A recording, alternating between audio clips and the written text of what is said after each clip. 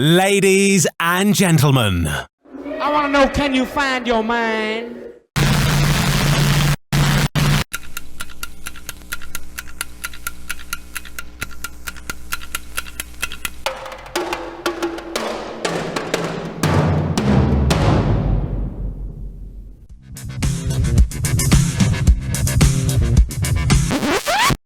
Welcome to Love Your Brain.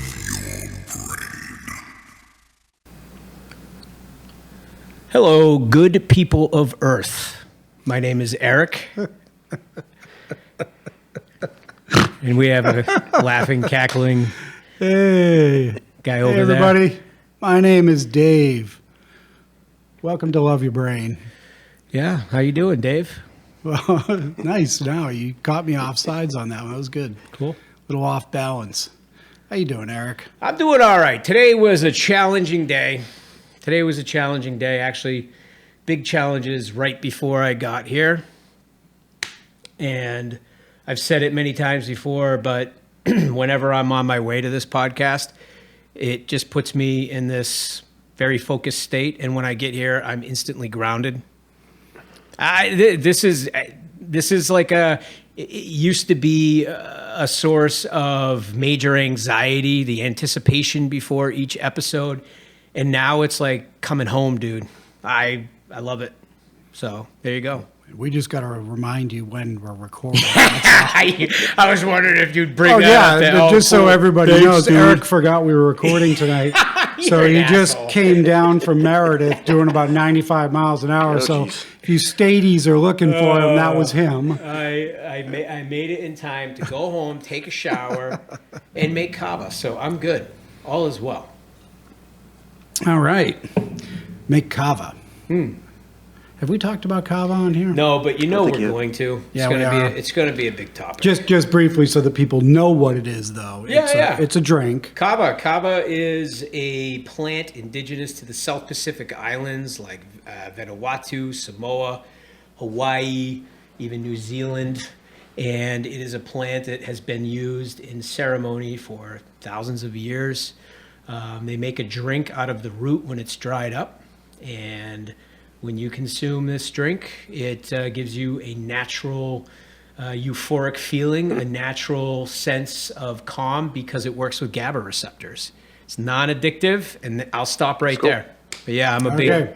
big kava try guy that out. over here, and stay tuned for upcoming episodes where I think we're gonna really delve into it a bit more. Oh, I have no doubt that you will be delving. So what are we doing tonight, man?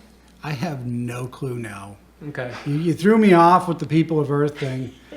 We've already had a voice join us here. Yes. So what I'd like to do is we're going to welcome our guest, Mike Welch, friend of mine. Mike and I have known each other now for about 16 years or so. Yeah, 16 years. Yep, Yeah. 2009. Yeah, 2009 we met. We were both working. Came into a brand new school that had been built in a nearby town. Should we say the town? Sure. You sure? Because if we, land-based them later, Yeah. We've down in Wyndham, New Might be. Hampshire, where I was doing IT work, and Mike was at the time. Well, why don't you introduce yourself? Yeah, Say a little bit what you were doing. Sure. there. I'm a case manager and special ed teacher. So what that means is my role at Wyndham High School is basically helping kids get through high school, graduate, prepare for life after high school. And I usually deal with students that are at risk, so like dropping out or other This issues. is how we became friends. You can Yeah. see why I am attracted to you for the help. Yes, I've been in education for 25 years. I've done everything from like life skills, helping students that have like severe disabilities, to my favorite thing right now is just helping young men graduate from high school, but more importantly, find themselves and start to actually think about the future, maybe believe in themselves. So that's my last 7 years has been my main focus. That's good stuff. That's such honorable work, man. I worked in special ed for like 3 years. Oh, yeah? Right when I got out of college, I was then they called it a paraprofessional. Yeah, yeah. Yeah, so I worked one-on-one with an autistic Yeah, young man. yeah. So, yeah. Very tough work. I started on accident. I was going to school to be a state trooper or something in law enforcement, and the process was so long that I needed a job, especially with insurance. Yeah. So I became a paraeducator and then fell in love with the opportunity to coach kids for sports, and then also just helping people out. So I switched over. I remember my mom she was not very happy with me for going to, I got an offer at a state trooper job at the time, and I turned it down to be a paraeducator. And I think I was making like $8 an hour at the time, but it all worked out. Was that in-state here? Or? Yeah, in-state, Pinkerton Academy. I was there for a while, but it started off where I was a paraeducator, and they found out that I had a psychology degree, criminology degree, and they were looking for somebody to take over for psychology, and they paid for my education. I got my master's paid for, so Sweet, man. yeah, pretty cool stuff right there. So We have very similar backgrounds in that regard. I also have a degree in psychology and was looking to continue in that road. Yeah. And things happen, you know. And I spent a bunch of time. I was heading to get my LADAC, which for people who are going the HUDAWAC, and it's the licensed alcohol and drug abuse counselor licensing. And I veered off in there too, but there was plenty of psychological and sociological training involved in that. And then I proceeded to work in a high-risk environment place in town here, in Manchester, called Serenity Place. I was working there for years. Oh, yeah, that's right. Yeah, and so and then Mike and I, because so I get there and I'm, for one, I'm the IT guy, and so I end up having to sit with most of the staff and work with them and try and help them make sense out of this piece of equipment we just gave them and help them, and I got to fix it and all that great stuff. And in between, Mike and I started talking. yeah. And that's when we started to realize, like you and I, Eric. Yeah. There was very little surface level. Yeah. Just dove You don't straight do down small into the talk, really? I mean, you probably can, but Yeah, you don't yeah. choose to. Oh yeah, I'm not a big small talk Yeah, guy. dude. I hate it. I think To talk about the weather. yeah. Do you know So- what that's from? Did you get that? That's Dave Matthews. All right. Yeah, I like For all Dave you Matthews. Dave Matthews fans out there. Yeah, it's all you over I always think like the best question to ask somebody is not how you doing, but Yeah. how'd you sleep last night? How'd you sleep last night? But that doesn't go over too well usually. If you, Yeah. No. you think about it like you had a good night's sleep, things are great. You're not sleeping well, something's going on. That's a great ice-breaking, Yeah, more like little bit through the surface of the superficial Yeah. small talk. I like Man, that. I'm thinking about it right now, and I'm going, oh, Yeah. I'm doing better than I should be. Yeah, Yeah, we've known each other for a while, and I remember the first couple times talking to you, I could just see your sense of humor was hidden there, and you were pretty funny right away, and sarcastic and great. And I knew gasp. I am prone to breaking things or sometimes making poor decisions with my coffee. Yeah. So I've known for a while, like, number one, try to become friends with the tech guy, and number two, it's always good to be friends with everybody, and maybe he'll help me out if I need it. And he, Nice. Mike accidentally deleted all of his family photos like 4 times. Oh boy. Oh, crap. Now your wife knows. yeah, well, Oh, you never were. Don't worry, we rescued couldn't him. retrieve we'll them. bleep him out later. Oh, yeah. Yeah, I got pretty good at spelunking. Yeah, you got most of my stuff back. And then one time I spilled a coffee. I'm like, well, I shouldn't say it. Spilled a substance onto my computer. I asked you if we should name the school district. No, Yeah. And I had a good friend actually take the computer apart and fix every single part of it, so I didn't get in trouble. Sweet. So, Very It's cool. not Dave Rio, but it was That's something back like when I that. gave a shit. First beep of the episode. Yeah, yeah. So, I guess what else about me? I'm married to my high school sweetheart. Met her Nice. senior year in high school. I don't think I ever knew that part. Yeah, Pinkerton. Yeah, 1994. Yeah, and I remember thinking it was kind of a pretty weird thing, but I don't know if you've ever seen rehearsals for graduation. On the final day at Pinkerton, they would randomly have everybody walk together, and if you got matched up, that was your partner for the day. And there was 700 people graduating. And on that day, I knew I was going to marry her. I said, we're going to get matched up, which should have been impossible, and we were partners How in many graduation. guys did you have to hit to make it work? Just 3. Okay, Wasn't too nice. bad. But Was one of them named Tiny? yeah, I knew instantly I'm going to marry her, and That's wonderful. end up marrying her. I have 3 kiddos. I got a 21-year-old daughter, Olivia. Jack, who's about to turn 18, and then Alexander's about to turn 16. So they're Olivia goes to UNH. Jack and Xander go to Pinkerton. So, what else? Beautiful. Can I ask you a Yeah, question? yeah. What have you found is the crucial element to having a long-standing, successful marriage? Yeah, that's a big focus of mine, actually. In 10 words or less. Yeah. No. So my parents got divorced when I was 8, and I remember bits and pieces, but I don't really remember much. But I do know that their communication skills were always poor, and when I got together with my wife, I knew instantly the only way to make any relationship work is open communication right from the start.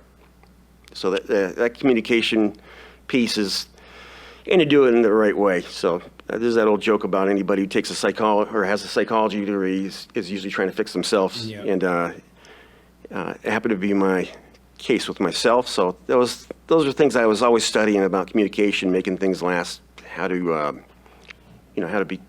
develop friendships, how to develop connectivity. Cool, man. Yeah. Open communication. Now, I want to pivot on that because one of the things you said that was really a focus of yours right now was talking about working with young men. Yeah. Well, Yeah. to become men, Yeah. really, and given some guidance. And, quite honestly, if I didn't have somebody like that myself in high school, I would have been lost. He was my graphic arts teacher. His name is Armin Peters. Yeah. He lives up in Meredith right now. And That's cool. And so you're talking about, just kind of connection, the friendship, the being able to communicate. Like, how much of that do you use right now? How are you working with these guys?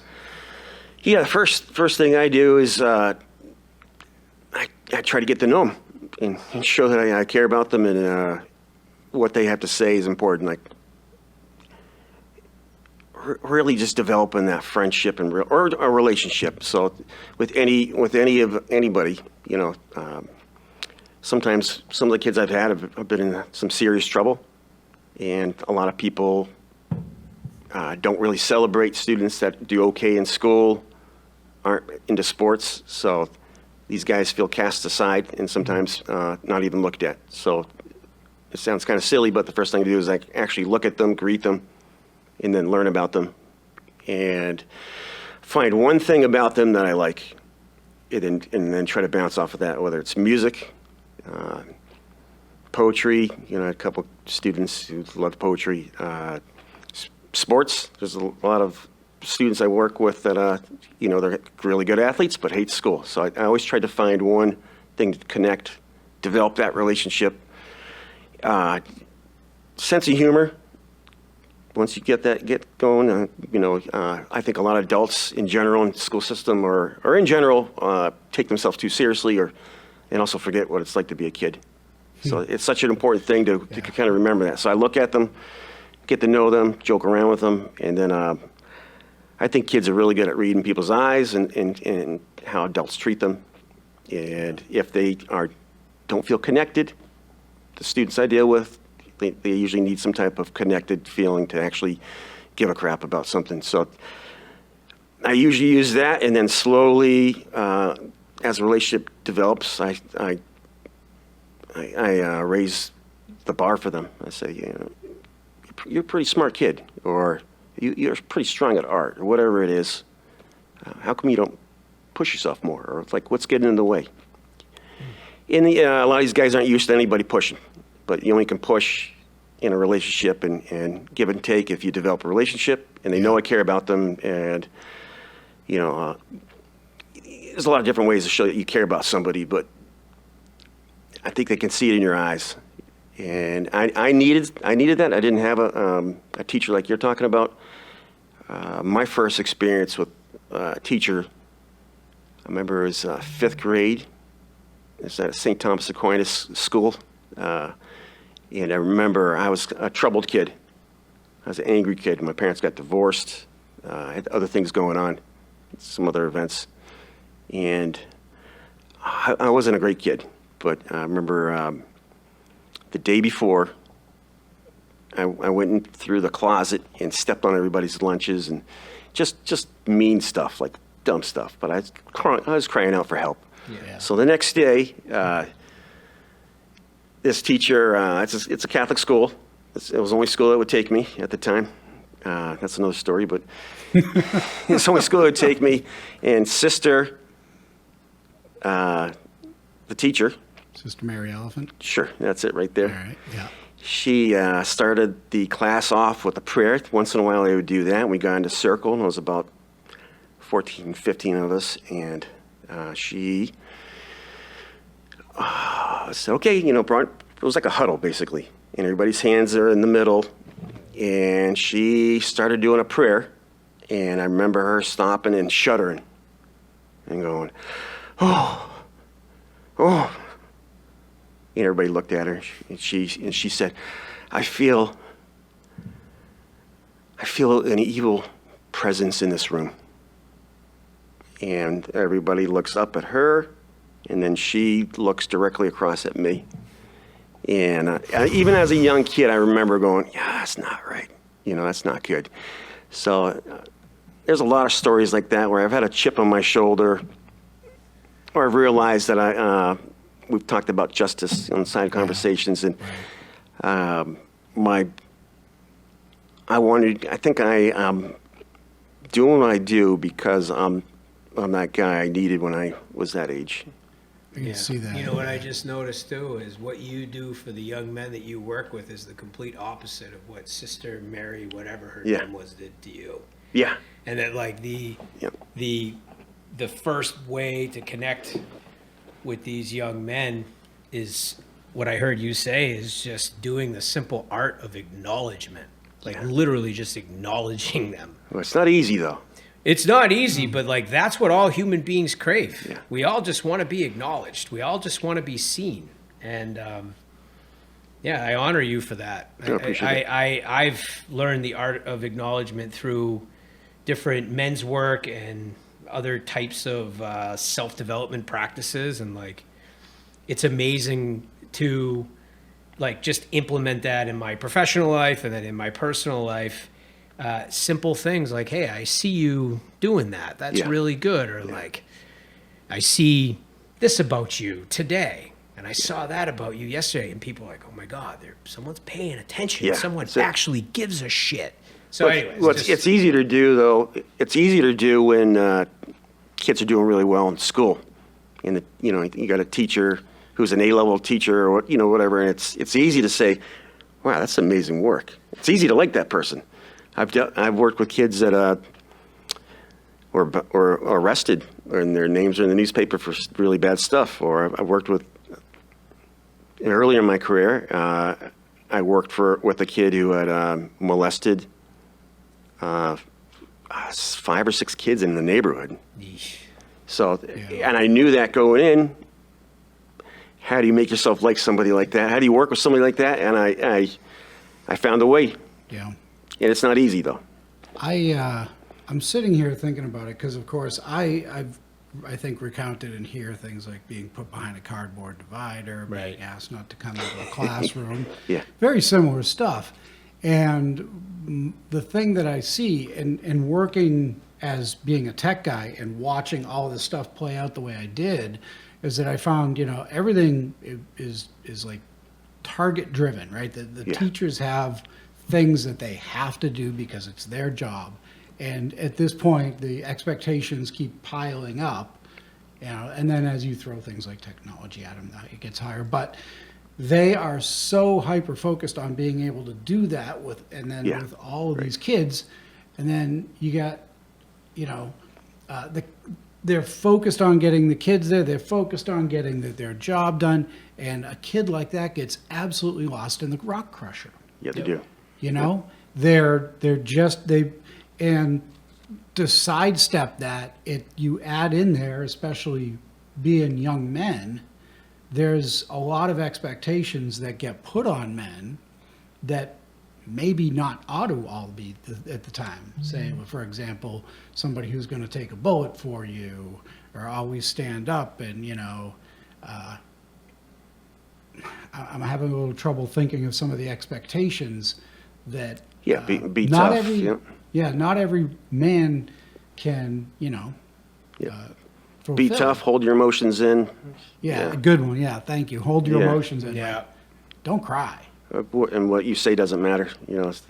Sometimes that's taught to kids. Yeah. Well, and now this, Toxic this masculinity. you beat me to it. I was just I going was to gonna say, say, if I hate to say it this way, but if Yeah. you have a penis, to some people, you are therefore toxic masculinity before you open your mouth. or Yeah, if you're an overly passionate, somewhat bigger guy like myself who tends to have passion when I'm speaking about things. It's amazing to me how some people just completely misinterpret because there's already a preconceived notion. So there's already this like built-in narrative around it because it's this cultural script. I don't know what to call it, that a lot of people have, and then they'll find evidence to support it just through me being who I am. Yeah, And that yeah. that really sucks, is that I find a lot of in today's society, men aren't allowed to be men and to step into their masculinity, or their divine masculinity, as I like to say. Yeah. Yep. I see it as a lot of times I'm teaching my own kids, sometimes myself, my students, that you really have to. Well, it's a longer process, but you have to really figure out what you really want out of life and what are you going to do to get to it. And okay, so what do you need to change? Well, you're not doing well in school because Mr. Fisher doesn't like you, or he doesn't call on you, he thinks you're dumb.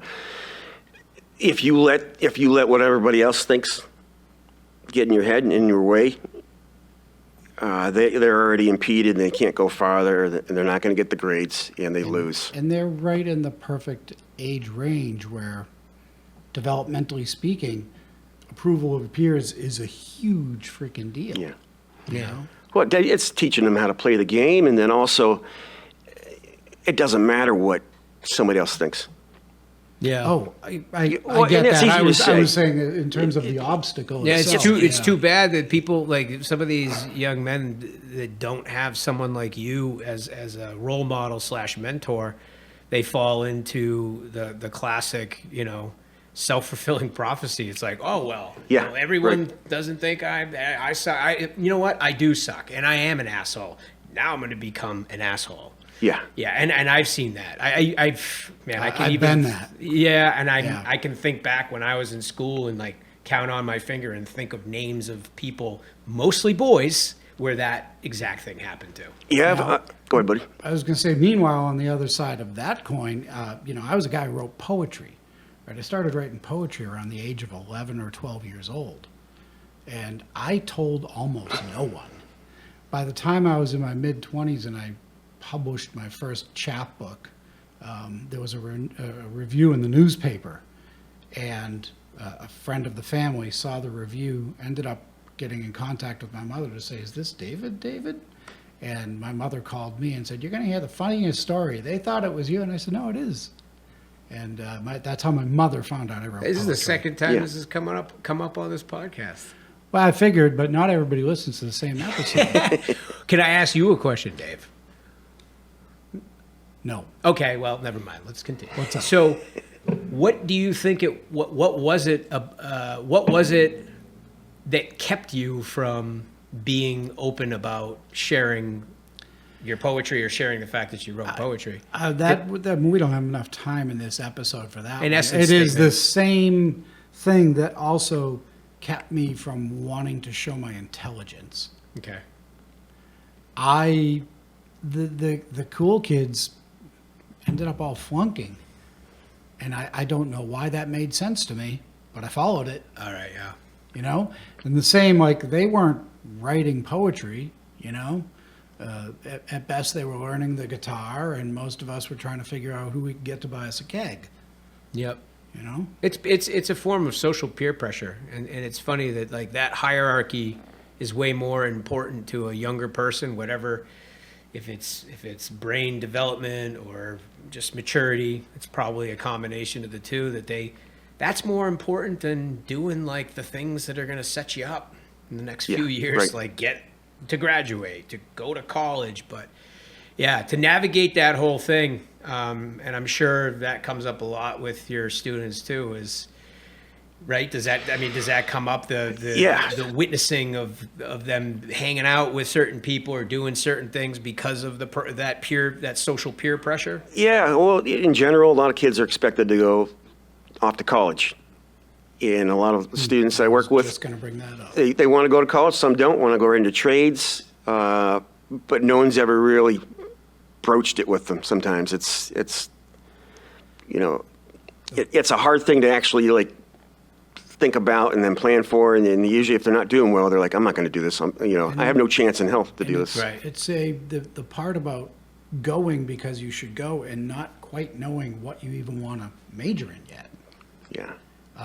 To me, it's tough because it's so damn expensive. You know that all dropout rates are real high.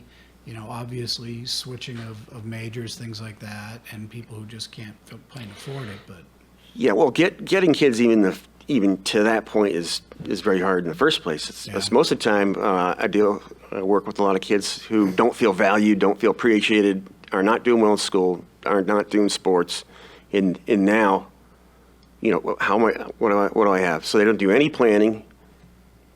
My whole thing with building a relationship and connecting with them is telling them they got a talent somewhere and build them up. Start getting them to dream and think about those things and not hate themselves. Because a lot of young men, including myself, for the longest time, hated myself. And vulnerability, I think, is a big thing too. Once I develop that relationship, I'll share things, or I like that song too, or whatever. And then I offer a little vulnerability, depending on the student and the situation. I'll share situations that I've gone through or something that's been in my way. And then you could, if it's genuine, I'm not trying to just trap them, but it's I develop that relationship and then I share it, and you can see something click in their eyes where they're like, all right, this guy's a little crazy, but he's super honest, and it's the moment where, okay, maybe I can trust this guy. And then Kids know authenticity when they see it. yeah, They know Yeah. they know bullshit real quick too. Also, I find they that also kids really pick up on when somebody's talking to them as an equal. right. oh, that's a big one. Yeah. That's a big one. Yeah. Yeah, I think they know when someone's inauthentic more sometimes than an adult, because an adult, gets older and gets, caught up in the grind, right? The Yeah. grind of the 40 Yeah. hour. And it's like authenticity gets lost, but when you're younger, it's like, the fake people, the bullshit people, it's so, yeah. The one other thing that I just want to point out before I forget, because I have serious ADD. I think So this does Dave. table's freaking alphabet soup right now. Yeah, that would be. It's just so interesting and cool to me that one of the things that you do when you approach a student, even before you have a connection, before you make a connection with them, for instance, the young man who did the horrible things to the neighborhood Yeah. kids, right? You gave yourself a preconceived notion that you will find something good about them. Yeah. And because of that as the baseline approach, you actually do find something Yeah. good in them.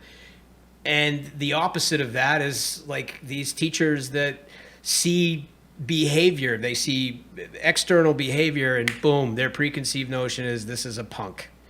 And then Yeah. all they're going to do is see the punk in them. And I don't know, It's time consuming too. So the regulated teachers, there's a good amount of good ones out there, and there's a good amount of ones that shouldn't be teaching. But it's time consuming. My situation is different. So, I'll teach 4 or 5 classes, and I get to work with 3 kids or 10 kids at the most. So I get to know them. You roll into like a biology class, and that kid's rolling in there, and now you're a regular teacher, and you're trying to teach, and that kid's crying out for help or guidance or direction or some type of positive discipline. And that teacher's like, I got to teach my class. Shut this kid up. Or like, Christ, and This is that rock crusher. and then it right? gets pushed away. yeah. The teachers got so much other stuff. Yeah. They can't. Right. And I mean, granted, some don't want to, but even the ones that want to, Don't have the time. they don't have the time. And that's usually the case, to be honest with you. Yeah. They No, don't- I they know don't- it is because, I mean, as you know, again, being the tech guy, right? And we Yeah, that's right, started yeah. as the first pork chop per child in Yeah. the state of New Hampshire, Yep. right? What? 1 laptop per child. Oh, okay. I said pork chop.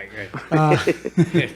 So 1 laptop per child in New Hampshire. And then we were a real early adopter of the iPads.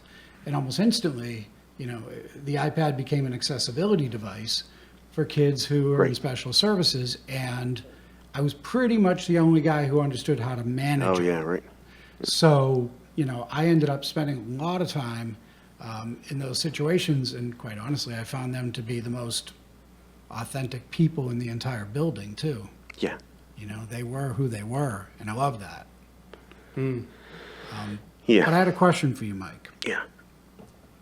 When you're working on this stuff with the student and you're trying to show a little vulnerability, because I think vulnerability is something we're going to probably want to dive into on this show, especially for men.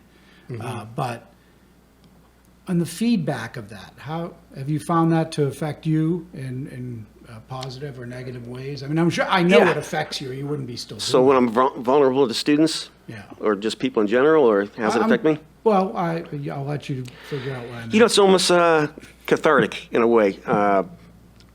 By teaching young men, and sometimes young women too, but I usually work with young men, by teaching them that, hey, this adult cares about me. He's sharing things. Some things probably shouldn't. Nothing terrible, but just personal jokes or stories or getting in trouble or whatever.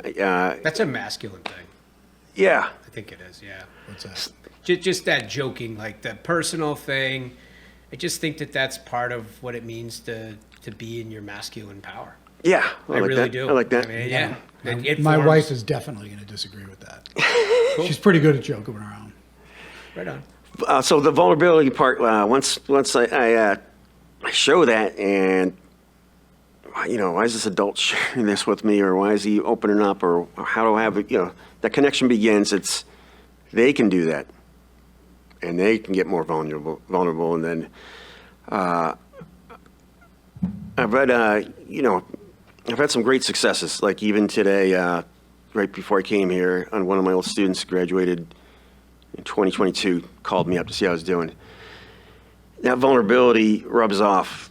And this fellow was a big athlete, big guy, and he couldn't be vulnerable to anybody. And he hid his emotions, and he hid that he hated himself. He hid that a lot of things. And by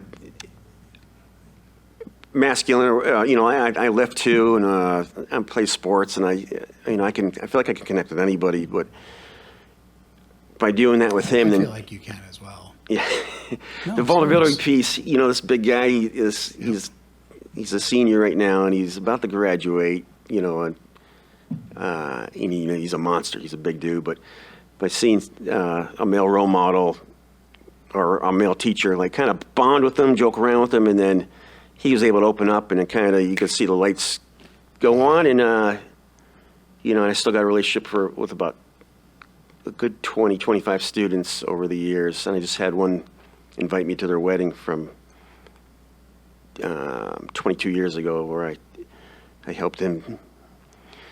That's kind of a good story too. But the kid went on to repair his life, and I got a lot of good stories like that. Where one in particular you're making me think of. I think we both had the student, but he was like 6'4", 250 pounds, and just an angry young man, and he knew teachers did not like him, and so he was a jerk in class, and he vaped THC all day long, before, during, and after school, just escaping, angry at the world. And I slowly made some connections with him, and I gave him advice about not doing drugs in school and not doing it at all, and maybe open up to your family about that. And he did those things, and every teacher, not every teacher, there was about 3 or 4 teachers at the time that said this kid was going nowhere, probably prison. I mean, and he deserved some of these opinions, but I told him, like, you're super intelligent, and I could see it in him, and he slowly started to believe it. Graduated with like a .85. I don't even know if that's possible, but he graduated, and we came up with at least have one whole number. we came up with a plan, and he went off to Northern Essex, got on the dean's list, then transferred to UNH, transferred to UNH, and graduated with honors at the business school at UNH Durham. And he showed up like 2 years ago. Looks like a professional, tie on, hair looks good, big grin on his face, hat, he said, hugged me, you were right. You always believed in me. So that's wow. Pretty cool stuff. I'm cool stuff. 25 years in. I'm gonna be honest with you guys, though. I am burned. I've been burned down for about the last 10 years, because I do put too much emotion. Yourself in there. Yeah, and that's a scary thing too, or a cautionary tale for teachers. I think what young men and women need is a mentor, not a martyr. And I think some teachers get burnt out, and they're a martyr, and that doesn't help them in the long run. Anyways, it's fine giving them the discipline, the guidance, trust, honesty. Hey, I saw you in that class, Eric, and you were a jerk to the teacher, man. Yep. What do you mean? Well, dude, I love you enough to. I'll use that word too, because I'll say I love you enough to tell you honestly. That's pretty shitty, or that was really. What are you doing, man? You're better than this. Yeah. And the kid, I've had all types of reactions. I had a kid kick my desk, put a dent in it.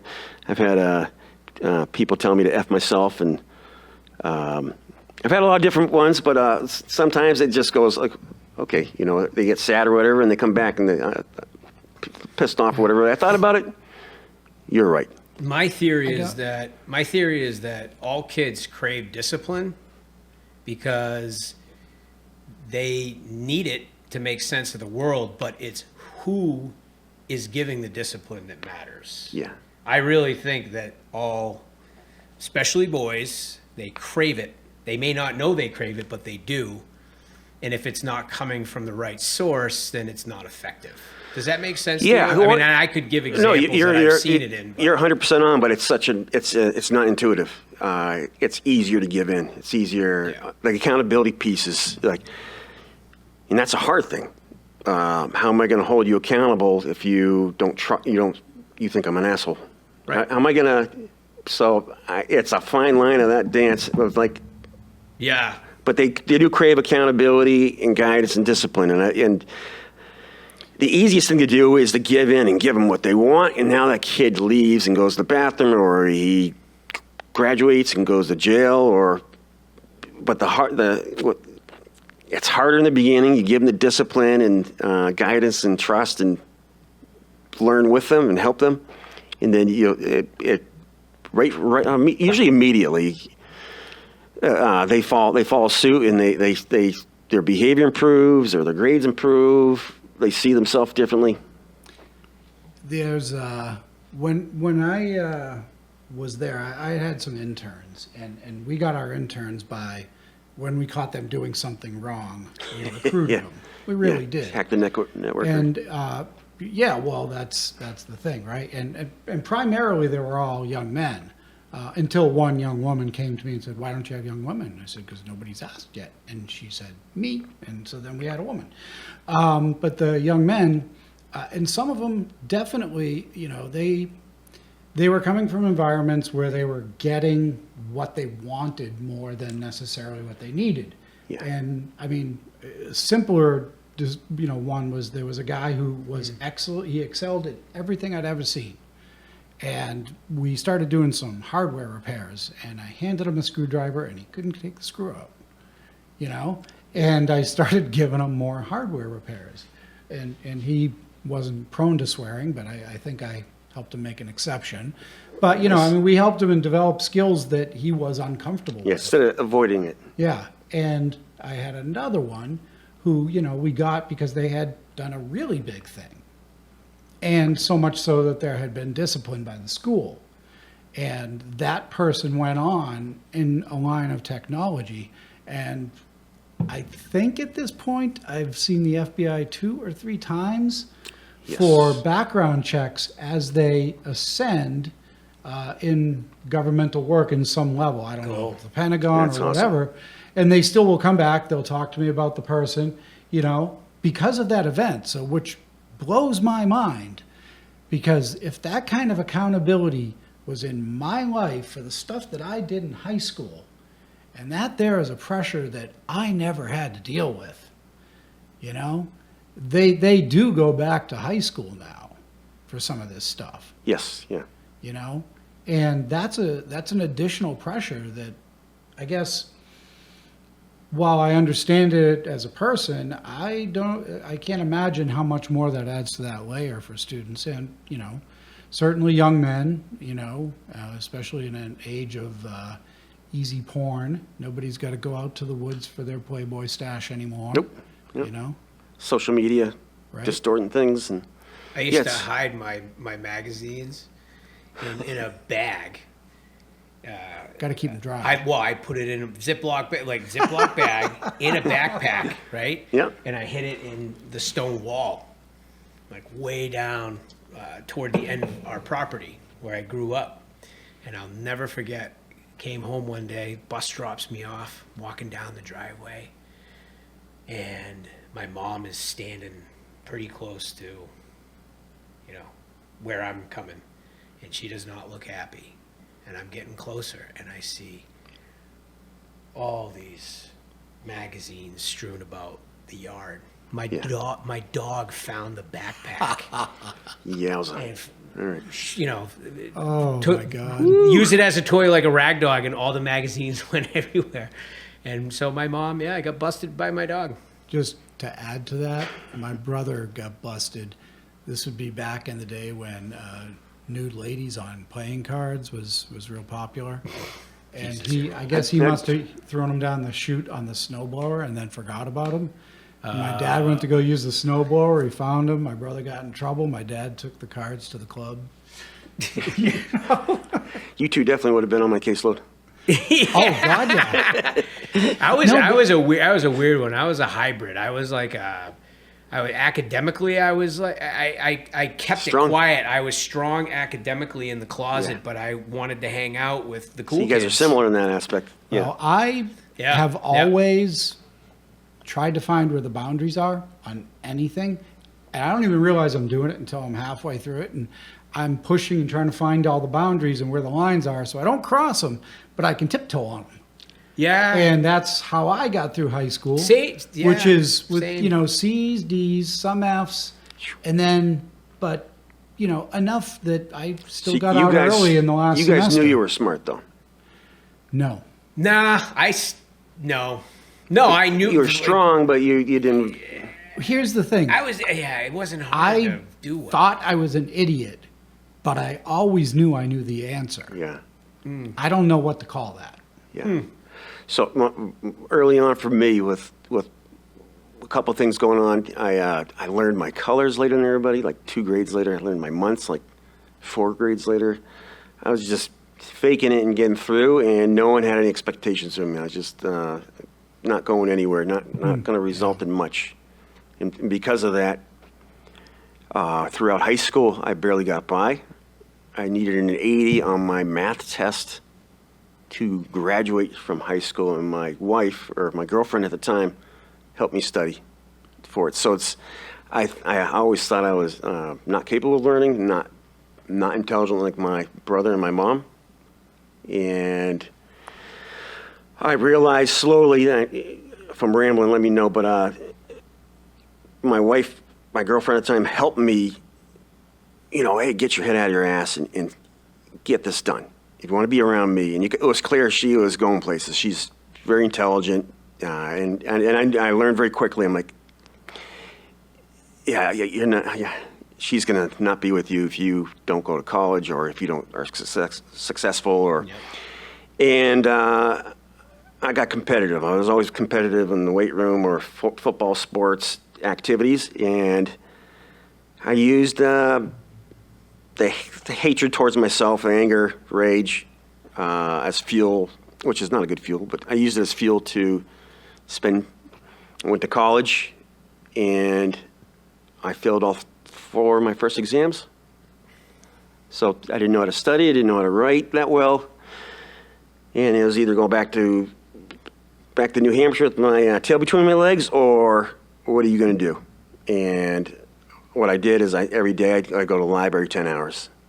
And I'd come home, and I would try to write or study. And when I wanted to give up, I think I'm going to lose her, and I'm not going to let that happen. So I'd go into the garage, do pull-ups, sit-ups, push-ups, and that's one of the things I teach with all my students. I'm not saying you have to pump iron, but everyone, students, if you just go for a walk 2-3 miles a day, or I think there's a good physical aspect part of all this stuff. So because of my wife was the only one who kind of spoke to me, as in like I want to be with her, she made me come. I went to see her in senior year, and she said, "Oh yeah, you can see me, but I'm studying." So she made me study with her. We were in the same class, and it was the first time in my life that I was like, "Whoa, this is studying. This is." I just wanted to be next to her, and I got one of the highest grades in the class. And this is back in the day where teachers would say, "Mr. Welch, I see you 24th out of 24th. You have the worst score." This is back when you would call people out before. Yeah, and I needed it, and he was a great teacher. Before but everyone needed a safe zone. But yeah, that made me competitive. I go, more than happy to embarrass you in front of people. I walked in, and my name's there, and I looked around. I go, "Am I really the dumbest person in this classroom? Am I really that dumb that everybody in here?" So I took my competitive fire and I don't operate on anger and rage anymore for the most part, I don't think, but I used all that to, just motivate. You had goals. You set goals, and you had motivation, so you got it done. Beat the hell out of myself. There was better ways of doing it. But you still got it done. Yeah. In the end, you got it done. And that's what I'm trying to do is I'm trying to be that guy that I needed. Hey, right on. There's a movie called Mr. Holland's Opus.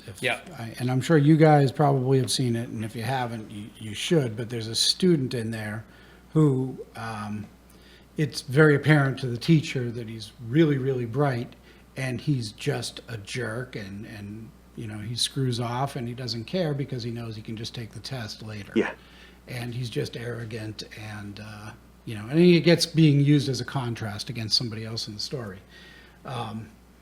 And this is going to sound like some sort of humble brag, and it's not. It's more about a mindset that I had that kept me from doing stuff, which is that I took, the lowest level reading class available.